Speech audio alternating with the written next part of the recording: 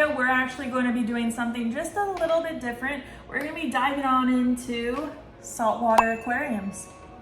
Now, you guys know me as the Tiger Shark Mermaid. I usually do a lot of swim videos, as well as a bunch of like reviews and things like that with like anything related to like mermaiding I try to do. I currently do make silicone mermaid tops, so if you are interested in looking at getting a new top for your tail, or you're getting a new tail and you need that top to match your tail, I do make a bunch of different things. I'm about ready to launch my sea turtle top, my sea turtle silicone top, so if you're interested in like a sea turtle kind of theme or like a Hawaii Honu theme, that is going to be a great top for you. I also did start making silicone mermaid tails.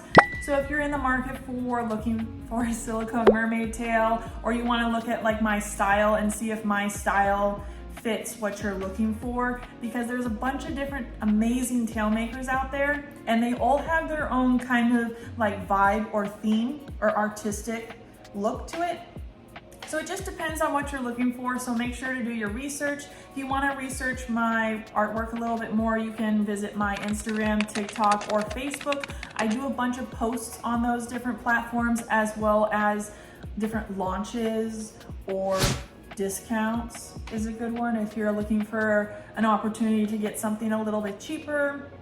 That is a great option. I'll also put my store link down below so you guys can view like the pricing and the ordering process. I also have information about my silicone tails there as well, so you can check that on out and do your own research and see what you find. If it's something that you want to go into, or just wait a little bit and things like that. It's no rush at all. But in this video, we are going to be looking into one of my other hobbies besides mermaiding. I want to start adding this to my channel because this is actually really fun. If you love science, this is science right here. This is fun. This is a lot of science, a lot of like water quality, and plus you get to play around and have like more structure. So if you love art, which I do, then building this is tons of fun. And that is actually what we're going to be looking at today, is this rock structure, because I had to build this rock structure. I did used to have a big giant rock right here, and then another kind of like circle rock with a hole, and I had an arch.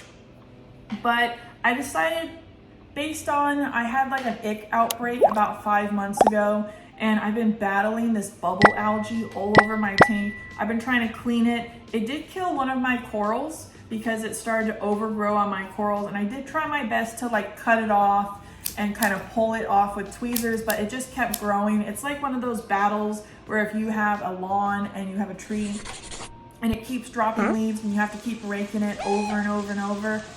Same kind of thing. I can try my best to go through and rake all that algae out, but it's something that will just keep coming back no matter what I do. I've tried dimming the light, but the problem is if I make that light a little too dim, then some of my corals weren't gonna survive.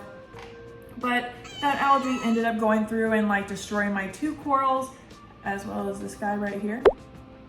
Now, he is a chocolate chip starfish, and I did read some things that said that some people had luck with these guys not consuming their reef. Don't listen. I'm just saying that right now, is that he had a 4-course meal feast with my corals. And I tried feeding him every day. I would put like a little kind of frozen block of like krill or different types of like meat for him to consume. And he ended up just deciding that the corals tasted a lot better that day. I will be surrendering him to one of my local aquarium shops that does take animals. I think it's Top Shelf Aquatics that takes them. Worldwide Corals does not take them. That is where I got this wonderful structure, and that's where I got all my information. I asked one of the associates. He helped me kind of build this structure, as well as find the rocks to build it, and he also gave me recommendations for the glue and epoxy. So I was able to get all that information and build this amazing rock structure that I like. But like each individual, you can build your own structure. One thing I do want to say is make sure that when you do build your structure, if you do decide that you want corals, make sure you have a lot of points where the corals can sit, because different corals are different in general of like how they grow, if they're gonna grow more up, their structure, if they are gonna have like a calcium skeleton, then they're gonna grow more upward or outward, how aggressive they are, if they're like moderate to like aggressive. You need to make sure that you have many places where you can put those corals, as well as different light. So I have a bunch of areas where I have some low light, I have some highlight up here, some medium, and different areas. I also have my like filter nozzles pointed in a specific way, or my output, so that way that they're pushing the water so it circulates throughout the whole tank.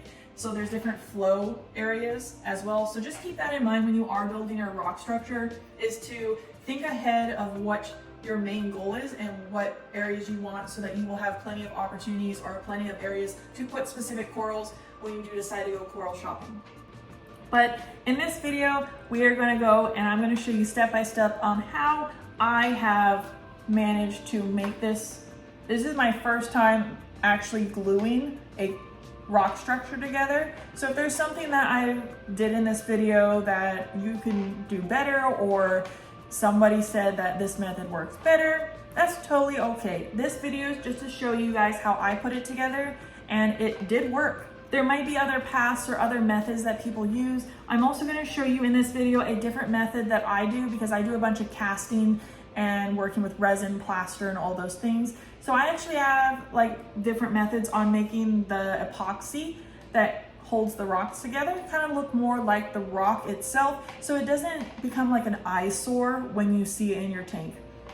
Now I will say that these rocks are not going to stay white as they look right now. If you've ever gone to aquarium stores and you've looked in the rock section and you've seen like live rock and it's that purple color, that's what these rocks are going to look like eventually. It just takes time. So let's jump on in and I'm going to show you guys how I put together this rock structure. So these are some materials you will have to get before you start your project. First one is going to be epoxy. Next, you're going to need to go get some Core Affix, or just any like glue that they have for gluing corals. Now you see that water right there, that's just a cup of water. What you're going to do is you're going to dip your hands in there before you start mixing that epoxy, so that it helps so it doesn't stick to your fingers as you're trying to mix it. I like to first put the epoxy down so that I know like how the structure is, or wherever the pressure points are. But when you are finalizing your pieces, you're going to be doing a layer of the Core Fix and then the epoxy, and then you're going to dollop just a little bit of Core Fix right on top to seal everything together. Once you have all those pressure points in place, you can fully place the rock on top and then kind of make sure the pieces are held together properly. Now, if you want to be a little extra like myself, you can take a clay tool that you can find off Amazon, and all I'm doing is creating a little more of a rock looking structure at all those parts where I've glued together. You can see up close I'm just kind of dotting so that it kind of resembles more of that rock structure, as well as just adding just a little more glue in places if I feel like it. From there, I'm just going around and gluing the rest of my rocks together by doing that same method, putting the layer of Core Fix, epoxy, and then Core Fix right on top, and then I'm just dotting with the tool anywhere that I can possibly see to make sure that the rock structure looks like it's all one piece. The cure time for the epoxy is going to be about 45 minutes to an hour, but just in case, I did leave it overnight. Before I placed the rock foliant, I made sure that my cone snail and my chocolate chip starfish were moved off to the side, so I wasn't going to trap them underneath or squish them. Then here I'm just double checking to make sure everything cured properly before placing the rock inside my aquarium.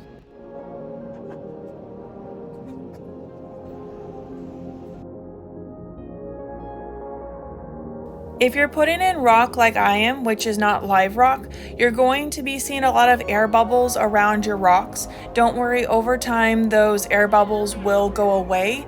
Your rock just needs to be submerged in your aquarium for a long period of time. Because this rock is also brand new, I'm going to have to allow my tank to also recycle itself. I do have its original like bio bag in there, but just to be safe, if you are replacing your rock, just make sure to recycle your tank before you add any like new corals or new like fish or any live things.